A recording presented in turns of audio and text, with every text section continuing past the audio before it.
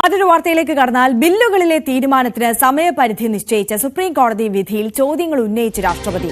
Presidential റഫറൻസിനുള്ള സവിശേഷ അധികാരം ഉപയോഗിച്ചാണ് ദ്രൗപദി മുർമു കോടതിയോട് 14 ചോദ്യങ്ങൾ ചോദിച്ചത്.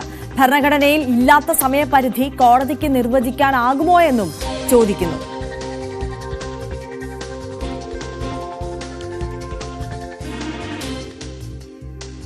MG മിഥുൻ കൂടുതൽ വിവരങ്ങളുമായി നമുക്കൊപ്പം ചേരുകയാണ്.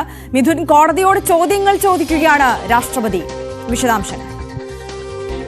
അതായത് നീതിന്യായ ചരിത്രത്തിൽ തന്നെ നിർണായകമാകാൻ പോകുന്ന നീക്കത്തിനാണ് ഇപ്പോൾ രാഷ്ട്രപതി തുടക്കം കുറിച്ചിരിക്കുന്നത് എന്ന് തന്നെ പറയാം. കാരണം 143(1) അനുച്ഛേദപ്രകാരമാണ് ഇത്തരത്തിൽ പ്രസിഡൻഷ്യൽ റഫറൻസിനുള്ള സവിശേഷ അധികാരം ഉപയോഗിച്ചുകൊണ്ടാണ് ഇപ്പോൾ രാഷ്ട്രപതി 14 ചോദ്യങ്ങൾ കോടതിയോട് ഉന്നയിച്ചിരിക്കുന്നത്. കാരണം നമുക്കറിയാം, അടുത്തിടെയാണ് ഇത്തരത്തിൽ തമിഴ്നാട് ഗവൺമെന്റും ഒപ്പം തന്നെ മറ്റ് നിരവധി സംസ്ഥാനങ്ങൾ, കേരളം ഉൾപ്പെടെയുള്ള സംസ്ഥാനങ്ങൾ ഇത്തരത്തിൽ ബില്ലുകൾ അനന്തമായി ഇങ്ങനെ കാലതാമസം വരുന്നു. അതിൽ ബില്ലുകളിൽ ഒപ്പിടാതെ ഗവർണർ അത് രാഷ്ട്രപതിക്ക് അയക്കുന്നു. അങ്ങനെയുള്ള ഒരു കാലതാമസം കാലാകാലങ്ങളായി കണ്ടുവരുന്ന ഒരു സാഹചര്യമാണ്. അതിനെതിരെയാണ് തമിഴ്നാട് ഇത്തരത്തിൽ സുപ്രീം കോടതിയിൽ ഹർജി സമർപ്പിക്കുകയും തുടർന്ന് 2 അംഗ ബെഞ്ച് ജസ്റ്റിസ് സൂര്യകാന്തും ഒപ്പം തന്നെ R മഹാദേവൻ എന്നിവരുടെ 2 അംഗ ബെഞ്ചായിരുന്നു ഇത്തരത്തിലൊരു നിർണായക വിധി പുറപ്പെടുവിക്കുന്നത്. അതായത് രാഷ്ട്രപതിക്കും ഒപ്പം തന്നെ ഗവർണർക്കും ഈ ബില്ലിൽ ഒപ്പിടാൻ ചില സമയപരിധി സുപ്രീം കോടതി തന്നെ നിശ്ചയിച്ച് നൽകിയായിരുന്നു. അതായത് ഗവർണർക്ക് 1 മാസവും മുതൽ 3 മാസം വരെ ബില്ലിൽ ഒപ്പിടാൻ സമയപരിധി നിശ്ചയിക്കുന്നു. ഒപ്പം തന്നെ രാഷ്ട്രപതിക്ക് 3 മാസം വരെ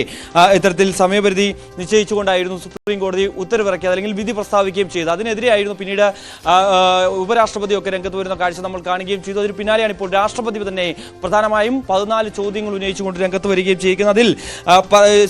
ഇതിൽ രാഷ്ട്രപതി ഉന്നയിക്കുന്ന പ്രധാനപ്പെട്ട കാര്യം, അതായത് ഭരണഘടനയുടെ 200-ാം അനുച്ഛേദം അത് ഗവർണർക്ക് ബില്ലുകളിൽ തീരുമാനമെടുക്കുന്നതിന് വേണ്ടി ഭരണഘടന അനുവാദം നൽകിയിട്ടുണ്ട്. അക്കാര്യം നിലനിൽക്കുന്നുണ്ട്. അതിന് എതിരായി എങ്ങനെ സുപ്രീം കോടതിക്ക് നിലപാടെടുക്കാൻ സാധിക്കും? ഒപ്പം തന്നെ ഭരണഘടനയുടെ 201-ാം അനുച്ഛേദ പ്രകാരം രാഷ്ട്രപതിക്ക് ഈ രീതിയിൽ സമാനമായ രീതിയിൽ ബില്ലുകളിൽ തീരുമാനമെടുക്കാനുള്ള സവിശേഷ അധികാരമുണ്ട്. പക്ഷേ ഇത് മറ്റൊരു പ്രധാനപ്പെട്ട കാര്യം, നമുക്കറിയാം, മറ്റ് രാജ്യങ്ങളൊന്നും ഇല്ലാത്ത പോലെ തന്നെ, മറ്റ് സുപ്രീം കോടതിക്കൊന്നും ഇല്ലാത്തതുപോലെ തന്നെ ഭരണഘടനയുടെ 142-ാം അനുച്ഛേദ പ്രകാരം പലയിടത്തും ഇല്ലാത്ത ചില നിയമങ്ങളും പ്രഖ്യാപിക്കാനുള്ള അധികാരം സുപ്രീം കോടതിക്കുണ്ട്. അതായത് പല നിയമങ്ങളും സുപ്രീം കോടതിക്ക് തന്നെ പ്രഖ്യാപിക്കാനുള്ളൊരു അധികാരമുണ്ട്. അത് ഉപയോഗിച്ചുകൊണ്ടാണ് ഇത്തരത്തിലുള്ളൊരു നിയമത്തിലേക്ക് സുപ്രീം കോടതി എത്തിയതെന്നുള്ളത് തന്നെയാണ്. അതിൽ എന്തൊക്കെയാണ് ഒരു ബില്ല് വന്നാൽ സുപ്രീം കോടതി പരിഗണിക്കുമ്പോൾ നിർവചിക്കുന്നത് അത് വ്യക്തമാക്കാൻ തയ്യാറാകണം. അതായത് ഒരു ബില്ലിന്മേൽ തീരുമാനമെടുക്കാൻ രാഷ്ട്രപതിക്കും ഗവർണർക്കും മേൽ ഇത്തരത്തിൽ സമയപരിധി നിശ്ചയിക്കാൻ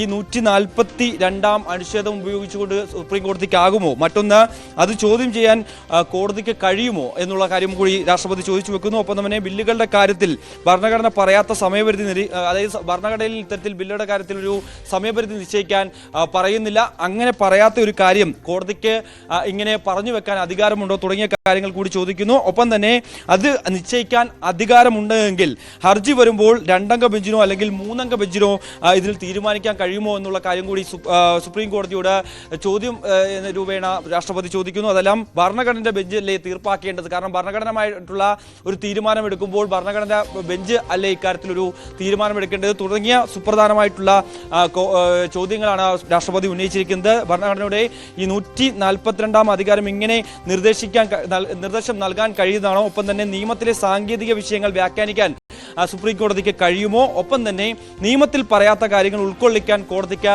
അധികാരമുണ്ടോ തുടങ്ങിയ ചോദ്യങ്ങളാണ് രാഷ്ട്രപതി പറഞ്ഞു വെക്കുകയും ചെയ്തത്. എന്തായാലും ഇക്കാര്യത്തിൽ സുപ്രീം കോടതി എന്തായാലും ഇനി ഒരു വിശാല ബെഞ്ച് രൂപീകരിച്ചുകൊണ്ട് അതിൽ രൂപീകരിക്കേണ്ടി വരുമോ എന്നുള്ളൊരു കാര്യമാണ് ഇനി നമുക്ക് അറിയേണ്ടിയിരിക്കുന്നത്. അങ്ങനെ എങ്കിൽ നിലവിൽ ഈ 2 അംഗ ബെഞ്ച് പുറപ്പെടുവിച്ചിരിക്കുന്ന വിധിക്കൊരു താൽക്കാലിക സ്റ്റേ അനുവദിച്ചുകൊണ്ട് പ്രസിഡന്റ് റഫറൻസായി കണക്കാക്കിക്കൊണ്ട് സ്വാഭാവികമായും ഇത്തരത്തിൽ സുപ്രീം കോടതിയോട് രാഷ്ട്രപതി ഇത്തരത്തിൽ ചോദ്യങ്ങൾ ചോദിക്കുമ്പോൾ അത് പ്രസിഡൻഷ്യൽ റഫറൻസായി കണക്കാക്കപ്പെടും. അങ്ങനെയെങ്കിൽ ഇക്കാര്യത്തിൽ സുപ്രീം കോടതിക്ക് ഒരു കൃത്യമായ രീതിയിലൊരു നിയമസാധ്യത കൊണ്ടുവരേണ്ടതായിട്ടുണ്ട്. അതിൽ കൃത്യമായ മറുപടി പറയേണ്ടതായിട്ടുണ്ട്. അതുകൊണ്ട് തന്നെ ഒരു വിശാല ബെഞ്ച് രൂപീകരിച്ചുകൊണ്ട്, ഒരു ഭരണഘടനാ ബെഞ്ച് രൂപീകരിച്ചുകൊണ്ട് ഇക്കാര്യം, ഈ ഒരു വിഷയം പരിഗണിക്കാനാണ് സാധ്യത എന്നാണ് നമുക്ക് മനസ്സിലാക്കാൻ സാധിക്കുന്നത്. എന്തായാലും ഈ വിഷയത്തിൽ നേരത്തെ തന്നെ നമുക്കറിയാം, കേന്ദ്ര സർക്കാർ പറയാൻ ഉദ്ദേശിച്ച കാര്യങ്ങൾ തന്നെയാണ് ഇപ്പോൾ രാഷ്ട്രപതി മുഖേന കേന്ദ്ര സർക്കാർ ഇപ്പോൾ സുപ്രീം കോടതിയോട് ഉന്നയിച്ചിരിക്കുന്നത്. അത് ഉന്നം വെച്ചത് എങ്ങനെയാണ് എന്നുള്ള കാര്യം നമുക്ക് കണ്ടറിയേണ്ടിയിരിക്കുന്നു. എന്തായാലും നിലവിൽ ഇക്കാര്യത്തിൽ ഒരു സ്റ്റേ അടക്കമുള്ള കാര്യങ്ങൾ ഈ രണ്ടംഗ ബെഞ്ച് പുറപ്പെടുവിച്ച വിധിയിൽ സ്റ്റേ നൽകിക്കൊണ്ട് ഒരു വിശാല ബെഞ്ച് രൂപീകരിച്ച് ഇക്കാര്യത്തിൽ ഒരു നിയമ വ്യക്തത വരുത്താനായിരിക്കും സുപ്രീം കോടതിയുടെ ഭാഗത്തുനിന്നും ഉണ്ടാകാൻ പോകുന്നതെന്നാണ് നമുക്ക് മനസ്സിലാകുന്നത്. തീർച്ചയായും മിഥുൻ, ബില്ലുകളിലെ തീരുമാനത്തിന് സമയപരിധി നിശ്ചയിച്ച സുപ്രീം കോടതി വിധിയിൽ 14 ചോദ്യങ്ങൾ ഉന്നയിച്ചിരിക്കുകയാണ് രാഷ്ട്രപതി. അപൂർവമായ ചില നടപടികൾക്കാണ് രാജ്യം സാക്ഷ്യം വഹിക്കുന്നത്.